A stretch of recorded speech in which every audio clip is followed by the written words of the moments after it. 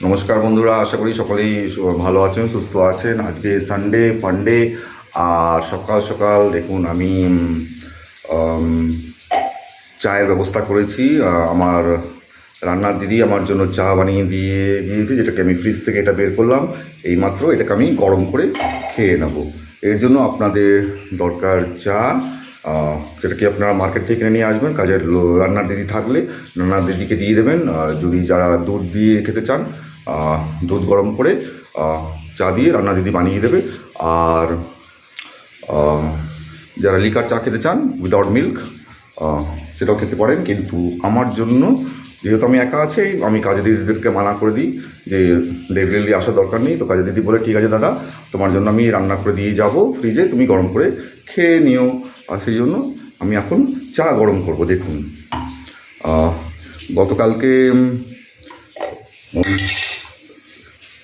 এর অর্ধেকটা আমি খেয়েছি, আজকে এটাকে ইউজ করব। আর কিছু বেশি দরকার হলে এটার থেকে আমি নিয়ে নেব।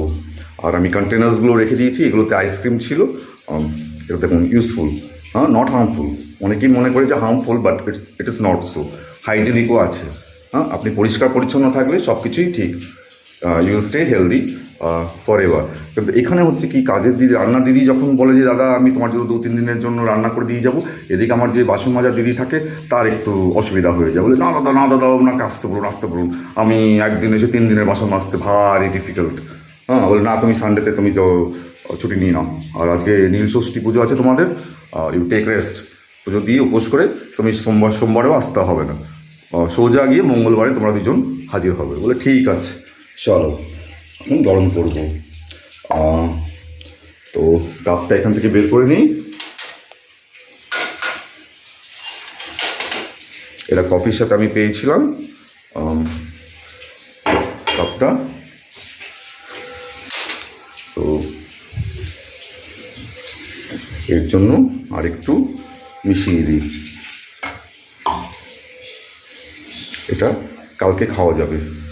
তো এটা গ্যাস চুলা অলরেডি অন করে রেখেছি, করে বসিয়ে দিই। সিমেই আমি করি, আস্তে আস্তে হবে, অল্প চা, কারণ অলরেডি প্রিপেয়ার্ড টি এটা।